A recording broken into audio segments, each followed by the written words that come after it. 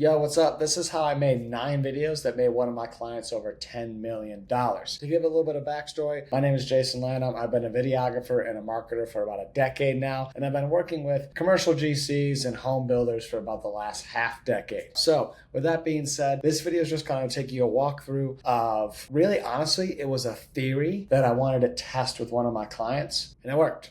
So it wasn't about trends, it wasn't about virality, it was about building and learning things myself. And I had a really, really good client that just was just trusted me. And it was great. It was a great thing. And we kind of, built out somewhat of a strategy, and then we had to do a couple things on a whim, and it worked. So I'm going to show you exactly how the 8 simple videos plus another videos, nothing flashy, nothing meant to be viral, help one of my clients land this $10 million plus deal. These weren't ads. These weren't commercials. These were trust assets hidden in micro shows that were like an update video, almost monthly. It kind of, some of the episodes had a little bit longer gap than a monthly, but of a process of a medical center being built. So at the end of this video, you'll see why this kind of content is what actually works in 2025. And honestly, a better version of this, like in full transparency, I would do certain things better and differently now, just because, you do something once and it works, but you still see opportunities in how it could work better. And I'm as transparent as it gets, that I'll let you know that hey, this worked, but I would do this better, and here's how I do it better. Now you kind of see me do that a couple times through this video. But anyways, let's just get into it. First off, I just got to set something up for you guys. Most builders are still chasing the visibility when they should be chasing belief from their target audience, right? So viral content wins eyeballs, but doesn't win deals. Trust content does. So especially with millennials being over half your buyers, not over half, being about half your buyers, you can't just show the end product over and over and over and over again. Like I said, that gets eyeballs, but it doesn't nurture them, or it doesn't convert them. You have to show the story, the process, and the consistency of what you're doing at a high level. And the goal of content isn't always to impress. It's to do like a pre-sales trust and alignment. So that way they're already kind of somewhat in the door by the time you're having a conversation with them while they're building their biggest investment in their life, which is one of their homes or their only home. So here's exactly what we did. As you know, I work with primarily home builders, but a few years back, I partnered with a commercial general contractor to document the entire life cycle of a major healthcare project in Michigan. Funny side story, I was actually in the hospital for some of this process, and I could see the job site from my hospital window. I was up high, and then the medical center was across the street from the hospital. And so I was on the 7th floor. No, 7th floor. I was on the 4th floor, but I could still see over, and I could see. So I knew when some of my team was on the job site,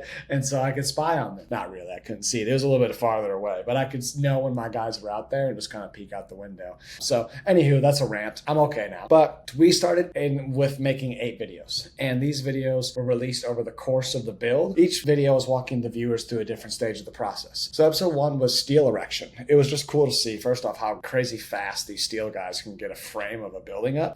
And the funny thing is anyone that knows the industry and steel and iron workers, they kind of don't like to do the little OSHA standard stuff. And so they were definitely we would usually do this and this would be faster. And the GC I was working for was hell no, not ever. And especially we have cameras out today, so it's already 100% no, you follow this, and now it's 1,000% no, you follow this. So that was kind of funny. And the stickler, or the GC that we worked with, is just a huge stickler about safety in general, which is super cool. And we kind of saw that, a lot of GCs say they're a stickler about safety, but we worked with this GC for over 2 years, and they were always, it was just #1 priority.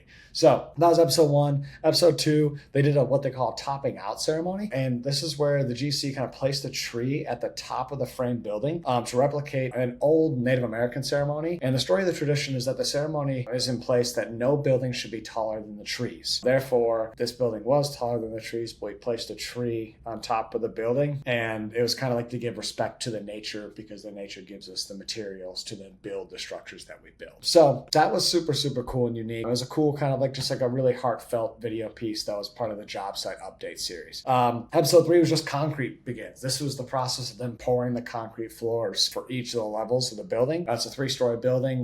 When we were filming, we were focused on the 2nd story, and we just kind of walked through, and it was hey, this is the part of the process, this is how the filming works. And then I also learned that the weight of the concrete floors going in actually helps the foundation settle even more, which makes sense because you're adding so much weight to the building. Then episode 4 was just paving and framing, and then like the asphalt parking lot and things like that. And then episode 5 was a lot of interior updates. This is where we jump forward quite a bit in the build, and then you would start to see, you know, rough mechanical, plumbing, electrical, and there was also shows that like the masonry and the grand entrance was completed. And then episode 6 was landscaping. Episode 7 was asphalt and right of way. So this is where they kind of repaired a lot of the road, sidewalks, and some of the areas around there to kind of get it ready for launch and not to be like a total construction site anymore. And then episode 8 was a full interior. So this is where the drywalls, HVAC, the lighting, the electrical, built-in furnishings, all this stuff was getting worked on. And so we encapsulated that as kind of the final wrap-up video. And every video had 2 formats. It had vertical and horizontal. Vertical for Instagram, LinkedIn, and Facebook. Horizontal for YouTube and internal sales use. And these were raw but produced, and they were not super polished. They were kind of designed to be a little more raw, rough, natural, but still following proper video production, you know, kind of rules, guidelines,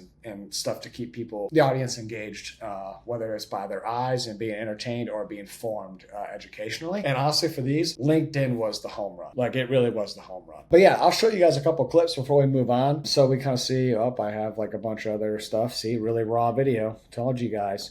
But like you can kind of see here, I turned the audio off. That way it doesn't interrupt the video. But we had just some simple B-roll showing off the process. You know, this is where they're doing a lot of the framing of the video.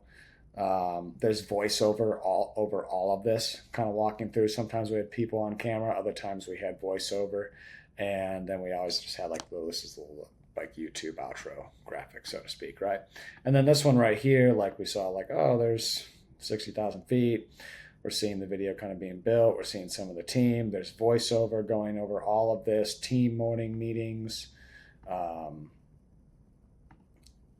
Yeah, we kind of incorporated in the, wait for it. Or did I miss it? Oh, yeah. We kind of started breaking down the screens. We showed the 3D rendering. You can kind of get a grasp for what we were doing here. We're creating these little micro reality shows that really took people into each stage of the build process. So with that being said, let's kind of actually get into what you're watching the video for, which is, let's show this exactly how I turn this into a $10 million job being won, right? So this is why it worked. Here's what happened. There was a long-term vision. These videos weren't designed to be viral. They were sales assets paired into a basic strategy primarily to get consistent engagement on LinkedIn, which worked. And the Allen Group at the time, which was the GC, they're freaking awesome. If you're in Michigan and need something built, the Allen Group are your people. They had next to no engagement on LinkedIn. So we were able to really build something reputable for them and build a kind of a brand and trust foundation to that also kind of was used to build as a hiring asset too. Like, people would want to work for them because they saw the content and the brand and the things that they were doing.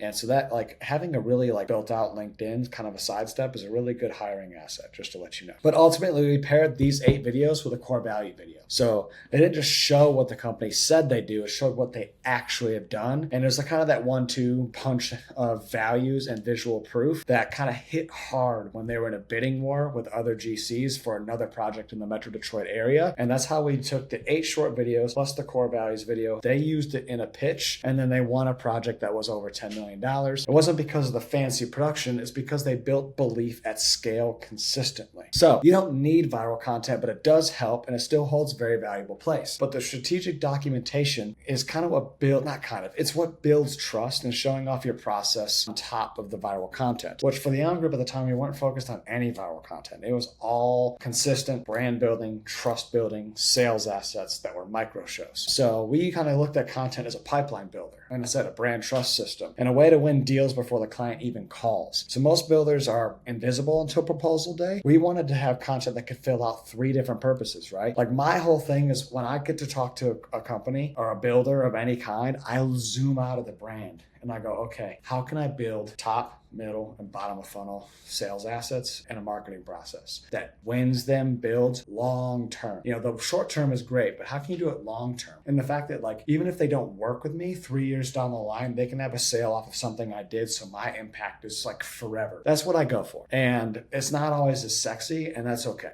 But content can have 3 different purposes, like I said, right? And so for me, it's like I consider myself a bit of a true marketer, and I love to paint the picture of how content can be the short term and the long term winner, like I said. When you're showing up with a story, a process, and values before the pitch, your competitors don't really stand a chance. So with this being said, this was the RSC content series. I spelled content wrong. So marketing guy, not English guy. But RSC was what the building was called, right? And so the short term was to build the brand foundations on LinkedIn. And I put it on Instagram and YouTube, like I said, but LinkedIn was the main. This is where we put all the strategy really was for, which then created evergreen brand content in LinkedIn that could be a hiring asset. And then process details builds trust with the prospects during the building or any kind of bidding or RFP process, right? So now like they can use these videos in a bidding process or an RFP, RFQ process or anything like that is like, hey, look at how we do the work. And then you add that values-based video combined with maybe even a VSL, and then long-term you win more bills. So it's like, oh, what if you could do this if you have 5 projects going on at once? What if you just did this for 5 different projects in 5 different ways? 5 different ways creatively, 5 different storytelling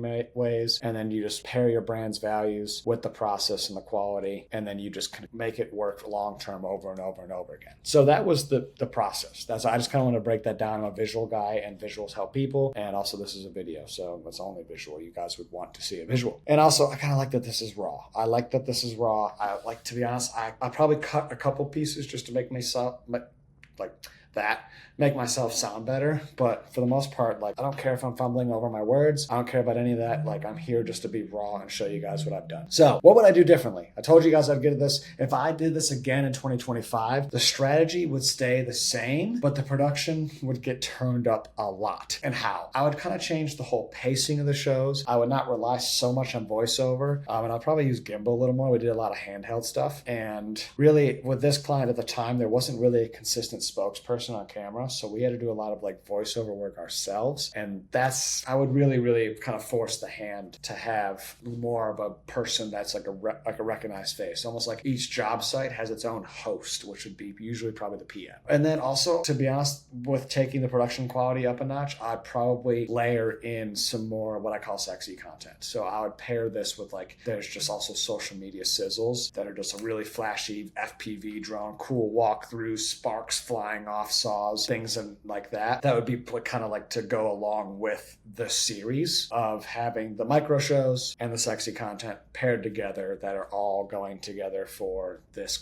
long-term content funnel breakdown. So here we are. In conclusion, everyone's favorite part. If you are a home builder with big projects and no real content or not a real marketing system or not a full marketing system, I'm offering a free content marketing audit for builders who are serious about turning their builds into actual revenue. Simply, it's just like tactical breakdown of what you're missing and how to fix it. And if you would like for me and my team to help on the marketing front to fix it, or me to help on a consulting front to fix it, or if you just want to take it and figure it out yourself, I'm happy to spend the time with you. Hit the link below. Love to talk. Thanks for watching. Subscribe, bell, all the YouTube jazz. Peace.